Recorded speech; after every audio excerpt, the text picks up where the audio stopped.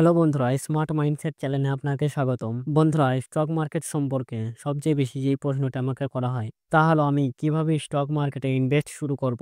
এই প্রশ্নটি যতটা সহজ মনে হয় বাস্তবে এটি অনেক বেশি জটিল, কারণ প্রতিটি ব্যক্তি ফাইন্যান্সিয়াল পজিশন, জ্ঞান এবং ইমোশন ভিন্ন হয়। আমরা সবাই জানি যে বেশিরভাগ মানুষ স্টক মার্কেটে টাকা হারায়, কিন্তু ঠিক একই সময়ে মাঝে মাঝে আমরা এমন গল্পও শুনি। যদি আপনি 40 বছর আগে মাত্র 10,000 টাকা কোনো ভালো কোম্পানিতে যেমন ভিপ্রোতে ইনভেস্ট করতেন, তাহলে আজ আপনার সম্পত্তির মূল্য হাজার কোটি টাকা ছাড়িয়ে যেত। কিন্তু বাস্তবতা হলো, যদি আপনি ভুল পদ্ধতিতে ইনভেস্ট করেন, তাহলে 10,000 কোটি টাকা থেকে মাত্র 10,000 টাকা হয়ে যেতে পারে। তাই আজ আমি এই প্রশ্নের উত্তর খুব সহজ ভাষায় দেব। আমি ঠিক এমন ভাবে ব্যাখ্যা করব যেন আমি 10 বছরের বাচ্চাকে বোঝাচ্ছি, যে না জেনে স্টক মার্কেট, না বুঝে ফিনান্সের এবিসিডি। আমাদের প্রথম প্রশ্ন হলো, কত টাকা দিয়ে ইনভেস্ট শুরু করা উচিত? অনেকেই ভাবে, আমার কাছে এখন বড় অঙ্কের টাকা নেই, তাহলে কি আমাকে অপেক্ষা করতে হবে যতক্ষণ না আমি লাখ টাকা জোগাড় করতে পারি? বা যদি আমি এখনই শুরু করতে চাই, তাহলে আমি কোথায় ইনভেস্ট করব?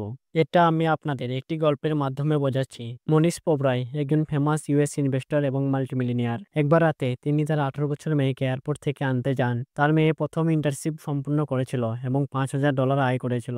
এই $5,000 ইউএস এর অর্থনীতির হিসাবে খুব ছোট একটি পরিমাণ। মনীষ তার মেয়েকে বললেন, তোমার এই টাকা খুব একটা কাজে আসবে না, বরং এটা আমি তোমার জন্য ইনভেস্ট করি। তার মেয়ে রাজি হয়ে গেল। এরপর মনীষ তাকে একটি প্রশ্ন করলেন, ধরো আমি এই $5,000কে প্রতি বছর 15% হারে বৃদ্ধি করি, তাহলে তুমি 68 বছর বয়সে রিটায়ার করার সময় এই অর্থ কত হবে? তার মেয়ে বলল, হয়তো 50,000 থেকে $60,000 হবে। কিন্তু মনীষ তার মেয়েকে বলল, এই $5,000কে যদি আমি প্রতি বছর 15% হারে বৃদ্ধি করি, তাহলে তোমার 68 বছর বয়সে এই টাকা $5 মিলিয়ন অর্থাৎ 50 লাখ হবে।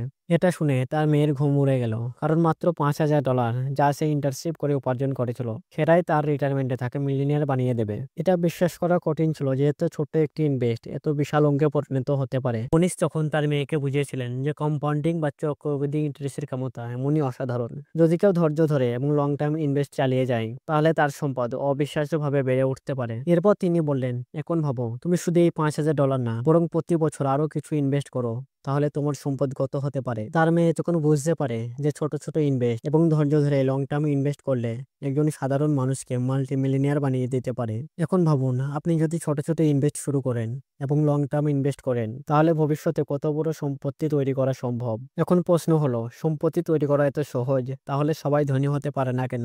এর সহজ উত্তর হলো, সব বাবা মা মনীষ পোবরাইয়ের মতো স্মার্ট ইনভেস্টর নন। বেশিরভাগ মানুষ মধ্যবিত্ত পরিবারে জন্মগ্রহণ করেন, যেখানে বাবা মায়েরা ইনভেস্ট সম্পর্কে বিশেষ কিছু জানেন না।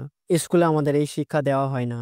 আমাদের আশেপাশে এমন বন্ধু থাকে না যারা আমাদের এই বিষয়ে কথা বলে। ফলে 99% মধ্যবিত্ত মানুষ জীবনের পর জীবন চাকরি করেই কাটিয়ে দেয়। এই জন্য সন্তানের জন্য বিশেষ কিছু টাকা রেখে যেতে পারে না। আজকের দিনে এটি বদলাতে পারে, কারণ আমাদের কাছে ইউটিউবের মতো প্ল্যাটফর্ম আছে, যেখানে ধনী পরিবারের সন্তানেরা ইনভেস্টমেন্টের যে শিক্ষা তাদের বাবা মার কাছ থেকে পায়, সেই একই শিক্ষা এই চ্যানেলে বিনামূল্যে আমি আপনাদের দিচ্ছি। তাই আপনি যদি এই চ্যানেলটি এখনো সাবস্ক্রাইব না করে থাকেন, তাহলে এখনই সাবস্ক্রাইব করে নিন এবং বেল আইকনটি অন করে নিন, যাতে কোনো গুরুত্বপূর্ণ ভিডিও মিস না হয়। এখন প্রশ্ন হলো, কোথায় ইনভেস্ট করা উচিত? গত 30 থেকে 40 বছরের ডেটা দেখলে বোঝা যায়, সোনা 9 থেকে 10% হারে বেড়েছে, পিএফ 8 থেকে 9% রিটার্ন দিয়েছে, ফিক্সড ডিপোজিট মানে এফডি 7 থেকে 8% রিটার্ন দিয়েছে, stock market Sensex and Nifty 15% হারে বেড়েছে। আপনার অর্থ যদি 15% হারে বাড়ে, প্রতি 5 বছরে দ্বিগুণ হতে পারে। তাই স্টক মার্কেটে ইনভেস্ট করতে হলে আপনাকে ফিনান্সের কোনো ডিগ্রি লাগবে না, কোনো স্টক মার্কেটের গুরুর কাছেও যেতে হবে না। আপনি কেবল একটি বড় কোম্পানির মিউচুয়াল ফান্ড বা ইন্ডেক্স ফান্ডে এসআইপি মানে সিস্টেমেটিক ইনভেস্টিং প্ল্যান শুরু করুন।